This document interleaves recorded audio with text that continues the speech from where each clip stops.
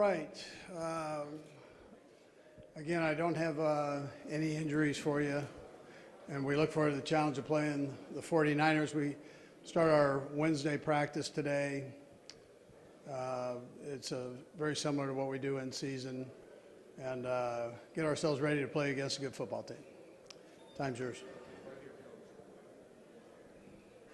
Yeah, Andy, Brad Childers, I was talking to Brad Childers, and he told me that there was a North Dakota State play that caught your guys' eyes when you were looking at tape of Carson Wentz. I was curious, do you remember taking that play and using it, and is that an example of how you've added to your arsenal over the years? No, absolutely.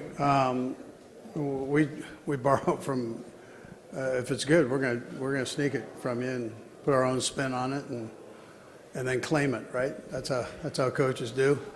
But yeah, no, we snuck a couple things from Carson's offense there. Hey, Andy, to your left, near the front. Tom Melvin has been with you for a very long time. I'm wondering what that association has meant to you and why it has been so long-standing.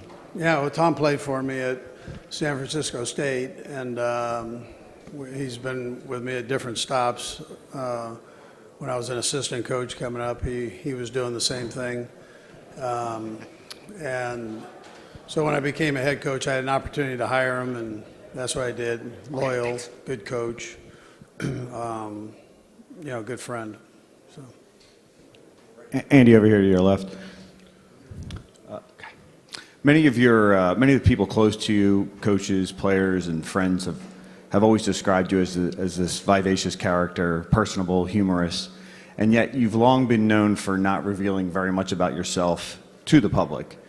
What were your motivations behind that when you originally started being a public figure, and why have you continued to be that way for the most part? Yeah, so when I'm standing here, you guys have a job to do, and you don't need a comedian up here giving you stuff, and so I try to at least give you something that you can work with as a story and do your job. And then some of you guys that know me away from it, I mean, I'll let my personality show from there. But other than that, doing this, I try to keep it as professional as possible for you. Where's Vahe? All right. Andy, good morning. The other night you mentioned that you have plays named after Hank Stram, and without asking you to give away the store, I wonder if you could give an example of what one of those might sound like, and also what are your thoughts about 65 toss power trap? Yeah, that was a good play for Hank. We're not running it right now, but that was his go-to. But we meet in the Hank Stram auditorium or meeting room back at the facility. Obviously, his legacy lives there, which is great. I mean, we have a tremendous amount of history there with the Chiefs. And so we do have a play that is a Hank play, and I can't tell you what it is, but we use it, whether we call it at the line of scrimmage or we call it in the huddle, we use that term. Andy, what is it that you may have learned from the other Super Bowl you were in to the approach this week for this Super Bowl? Yeah, it's Howard, it's the fact that you've been here and you've done it. I think you have that. If there's anything comfortable about it, is that you've been there. You know what to expect coming down here. You can kind of relay that to your team. You have an idea how you want to practice. You want to think if you haven't been here, you want to think that you can get a ton done down here, practice-wise and meeting-wise, but you have other obligations, so you better get it done back at your home facility, and then you can kind of sharpen it up once you get here. Did I change anything since we got down, or from the first time? Yeah, there are a couple little things, just not huge, but there are a couple little things. Yeah. Andy, back here. Okay. There you How go. did the way the season ended last year shape your off season, and was that any different than another year when you're not in the playoffs or the season doesn't end such a heartbreaker? Yeah, well, I mean, we came up short last year. None of us. I mean, it kind of fell on D, but it wasn't D at all. It was all of us were 4 inches short, and everybody took that responsibility to heart. We could have all done a better job, and I talked to the team about it after the game. You know, when we were still whole as a team before we went into the off season. And so I think the guys went out and attacked the offseason. They had a taste of getting to the championship game and losing it, and that's not a very good feeling. But there's something they could do about it, and that was get busy and have a great offseason, a great training camp, and try to maintain your focus throughout the season. So I think the guys have done that. I'm proud of them for taking that approach. Andy, you've got such a tremendous taste in quarterbacks. What is it that you look for in terms of not just Patrick Mahomes, but even your Eagles history? What are you looking for when you're trying to identify a quarterback that you believe can be upper echelon? Yeah, I mean, in its simplest form, that they can play the game, number one. Number two, that they're a leader of men or of people.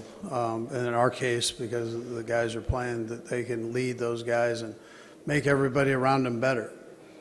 And the great ones do that with your whole organization.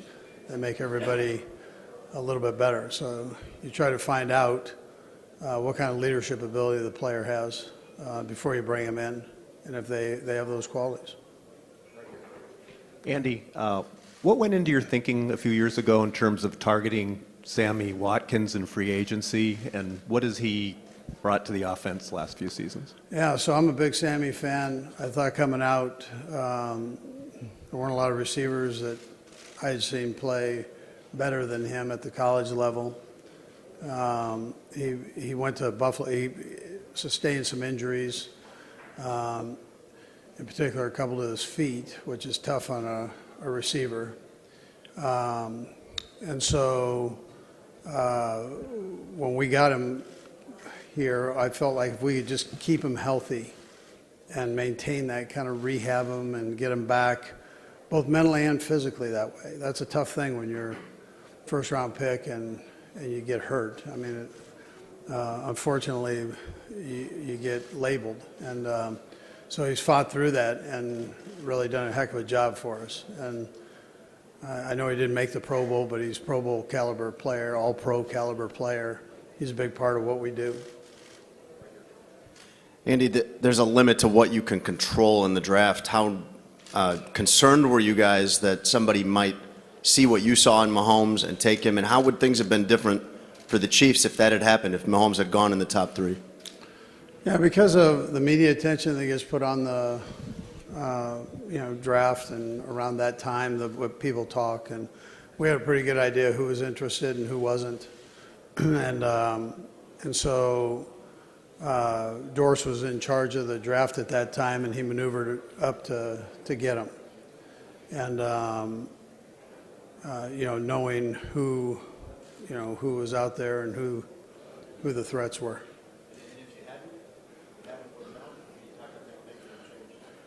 Well, we wouldn't have had Pat. I mean, that's and he's pretty good. Now we were fortunate that we had Alex there, and so we were comfortable with Alex too. Coach Reid, good morning. Good morning. My question is about Eric Bieniemy's situation. How ready is he becoming an NFL coach at this particular time? What are the strengths and what are the areas that, in your view, he need to improve? Thank you. Yeah. So you're welcome. Eric Bieniemy is a head coach. I'm Eric Bieniemy's biggest fan. I think he'd be a great head coach, and I thought he was going to have an opportunity this year. It didn't work out for him. But when I talk about leaders of men, you're not going to find a finer one than Eric Bieniemy. So he knows all the buttons to push. He's got a great offensive mind. He's my offensive coordinator, and he organizes everything, and he's the one that's calling the plays into the quarterback and does, he got great, I think he's phenomenal. I really don't think he needs to work on anything to become a head football coach. I think he's ready to go, and he just needs that opportunity to get in and go. Andy, hey, good morning. Federico Olvera from Mexico City, from Deport 13, from Radio 13. Andy, how will you, talking about the clock time, how will manage it since for San Francisco 49ers drives is longer and you guys tend to score quickly? And in order to win, what do you have to do to get the Vince Lombardi Trophy the next Sunday? Yeah, so we really haven't scored quickly, like you're saying here the last couple games. We would like to do better in that area. If it doesn't, this team's not going to panic. We're going to do what we have to do to win the game from whatever situation we're in, whether we're ahead or behind. We loved our opportunity to go play in Mexico City. I thought that was a great bonding time for our players. The people there were phenomenal and treated us like gold there. So, yeah. Coach, you guys work so hard as a staff, and sometimes with some short weeks, there's barely enough time to get stuff in. You've got all this extra time now. You got a lot of stuff done last week back in Kansas City. I mean, do you wish this game was today? And what's this next kind of few days like for you? And can you have too much time to prepare for a game? Yeah, no, I don't think so. I like the way it's set up right now. I like our schedule, the itinerary that we've put together. I think it's good for the players to get work done, to stay sharp, fresh, and give them an opportunity to play at their best. So there's always room to polish the game plan, and so that's what you do down here. Andy, I wonder if you knew Chris Dolman at all over here. Okay, all right. I wonder if you knew Chris Dolman at all. He passed away overnight. I know you faced him quite a bit when you were in Green Bay. I didn't hear Chris Dolman, who passed away last night. I wonder if you knew him at all from coaching against you know him what? in Green Bay. I met him. I didn't really know him, but I know he was a phenomenal player, and I had teams that had played, obviously against him, and my heart goes out to him. I know the struggles that he's had here the last little bit. Okay. Coach, Yes. hi. Last time you were in the Super Bowl, you faced a great quarterback coach duo in Tom Brady and Bill Belichick. Does it give you any sense of tranquility knowing that you and Patrick Mahomes maybe are that next great quarterback coach combo in the NFL?